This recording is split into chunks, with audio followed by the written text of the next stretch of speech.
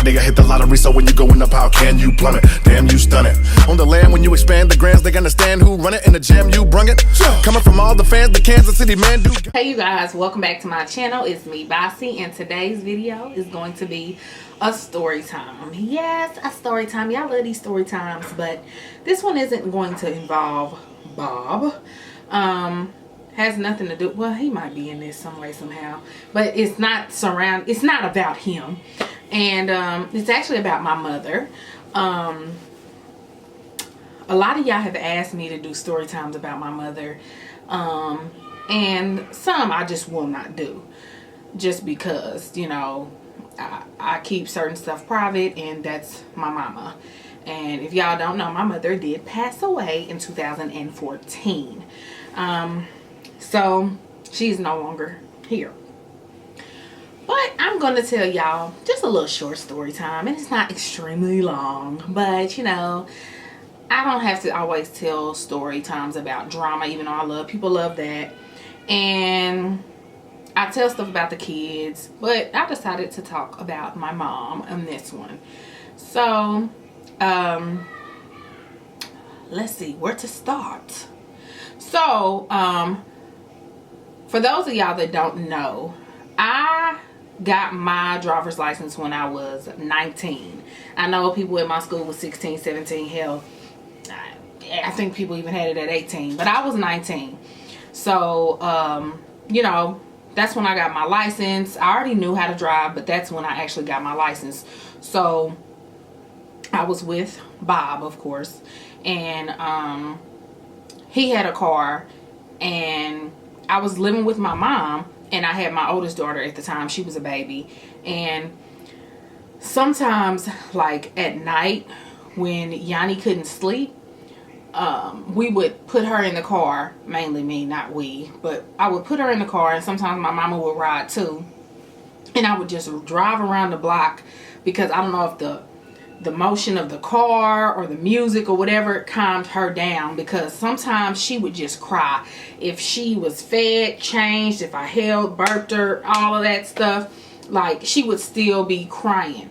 And so sometimes we would put her in the car and we would just go ride around the block or go down the block, or I'll just drive to the store, come back.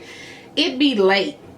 So you know, it'd just be me and my mom. My mom, she was a real chilled back, laid back, nice lady. She was the sweetest person you would ever meet, like ever in life. And so my mother would ride with me when I would do this. So just a little background about my mother. I'm not gonna go too deep, but my mother had epilepsy, and so she was not able to have a license to drive. So, you know, when she was younger, I think, you know, when I say younger, in her early adult life, before I was born, my dad told me, you know, she had cars and everything like that, because she had a good job. My mama was cold. But she couldn't drive because of her epilepsy. So people had to always drive her around and get her here, get her there, or she'd have to ride the bus or whatnot. So that's just some little background. She had epilepsy, so she wasn't allowed to drive because she had very severe epilepsy. And if you don't know what that is, it's where you have seizures. It's like a chemical imbalance with the brain and stuff. So she would have seizures. She had to take medicine for it and everything like that. She had other health issues, and the epilepsy is not what caused her to pass. But so one night we were in the car driving Yanni around, and she was like, she called me Lady Love. She's like, Lady Love, do you think you'll let me drive around the block? And I'm looking at her like, what? Mama, you can't drive. And then I'm thinking, it's nighttime, it's dark. She was like, well, I did learn a long time ago, even though I'm not supposed to. And then I'm like, Mama, no. And I'm like, it's dark too? But I told her in the morning, I promise I will take you, or in the afternoon, I'll take you and we could drive around the block just to see how you do. Because she said she wants to learn how to drive. Even though I'm like, Mama, I don't think you still gonna be able to get a license. But she was like, Bossy, I wanna learn. I used to know how to do it even though I wasn't supposed to drive, and I just wanna learn. So I'm like, okay. So the next day came, and I was hoping she was gonna forget. And honestly, I didn't think I had no room to be teaching. Nobody had to drive because I could barely drive right myself. And so I was nervous. I was scared as crap. But what I did was we got in the car. She got in the passenger seat. I got in the driver's seat. And I backed out of her driveway. And I pulled onto the side of the house or whatever. And I said, okay, Mama, I'm about to get out this car and I'm going to let you drive.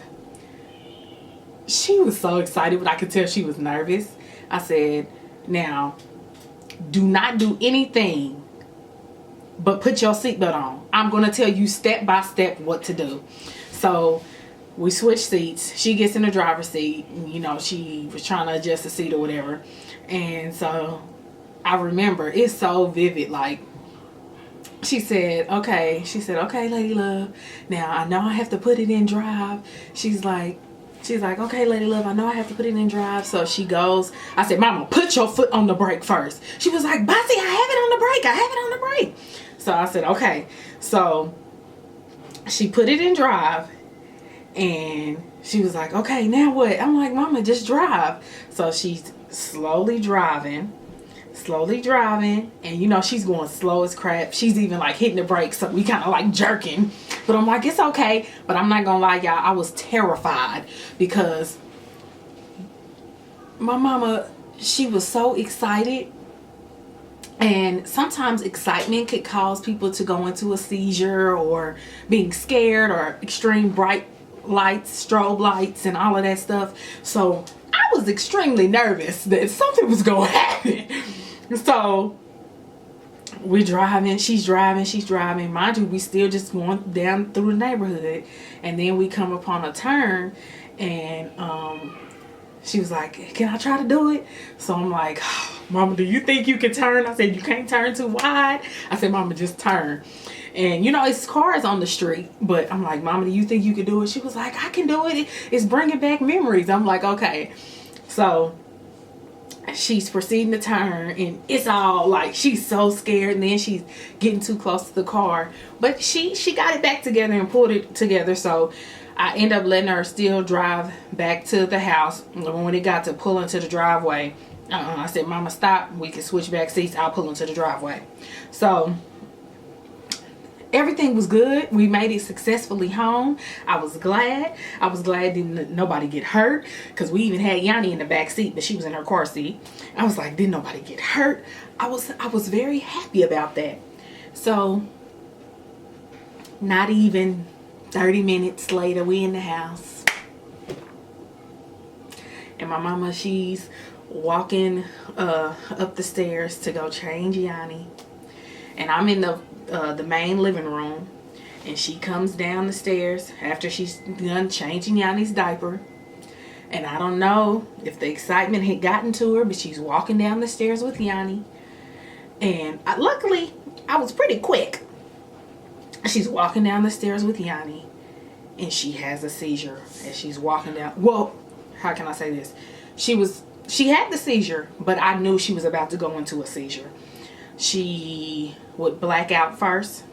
So she was walking down the stairs with my daughter, and because she was holding onto the rail. So she was walking down the stairs with my daughter, and she was holding her with this arm, and she stopped. Her eyes got huge.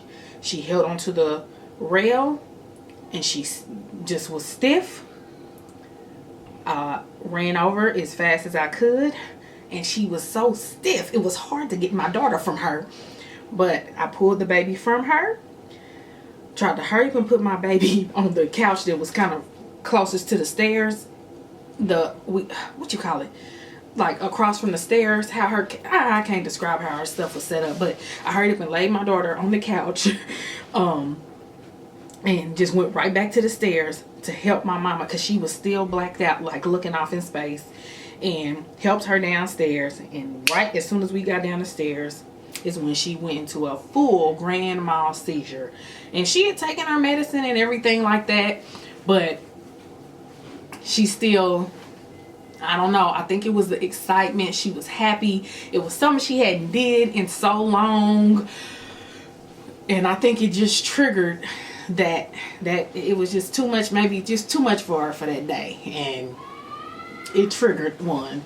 So after that happened, I said, Mama, we done with the driving lessons. You know, after that, you know, that day, because after she came out of it, of course she was tired, and you know, she didn't like the feeling of it, and sometimes even embarrassed. But later that day, and we laughed about it, but I said, Mama, after that, you will not be getting any more driving lessons from me or anybody else. That was it. I know you enjoyed the experience, but that cannot happen anymore. And she was like, oh, it was fun, but she understood. We laughed, we joked, and she knew. And I don't know if she knew that was gonna happen, but she just still wanted to my mama, she wanted to be as normal as she was before she was diagnosed with the epilepsy in her early 20s, very late teens, early 20s. I think she might have been 19 or 18 when she was diagnosed with it, or when it first happened.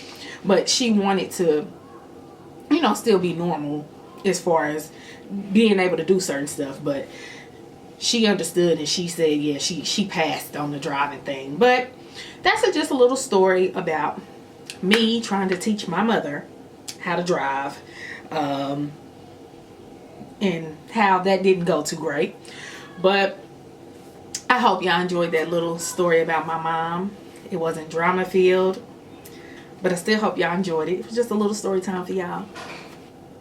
And I will see you guys in my next one. Bye, loves.